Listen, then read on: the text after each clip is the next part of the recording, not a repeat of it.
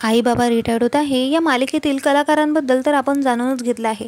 चला तर आज जाणून घेऊया या मालिकेचे डिरेक्टर कोण आहे। तर या मालिकेचे डिरेक्शन मानवी नाईकने केलेले आहे।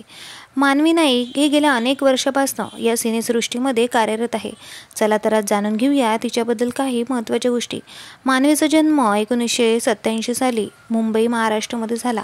लहानपणापासून तिला ॲक्टिंगची तर आवड होतीच, त्यामुळे वयाच्या अगदी 16व्या वर्षापासून तिने ॲक्टिंग करायला सुरुवात केली। अगदी 16व्या वर्षी तिला बा बहुर बेबी ही मालिका मिळाली, मात्र त्यामध्ये ती एक साईड कॅरेक्टर म्हणून होती।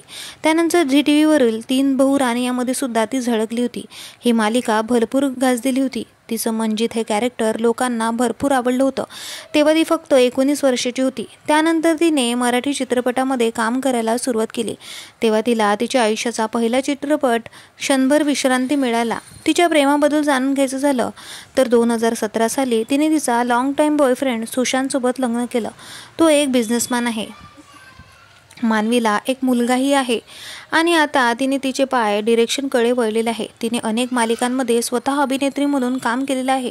शिवाय 2008च्या जोधा अकबर या चित्रपटामध्ये सुद्धा ती झळकलेली होती।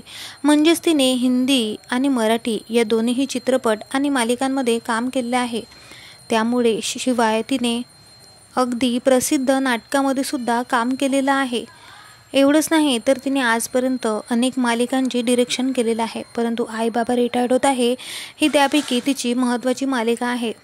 आई बाबा रिटायर्ड होत आहे या मालिकेचं कास्टिंग सांगताना तिने म्हटलेलं आहे की तिला अशा चेहऱ्याची तपास होता जो अगदी साधा भोळा वाटेल आणि म्हणूनच तिने आई या भूमिकेसाठी निवेदिता सराफची निवड केली आणि त्या मालिकेमध्ये जेवढेही कलाकार आहे त्यापासून ती खूप खुश आहे। मानवीचा संसार अतिशय उत्तम सुरू आहे। तुम्हाला मानवी आवडते का? कमेंट करून नक्की सांगा। भेटूया परत। धन्यवाद।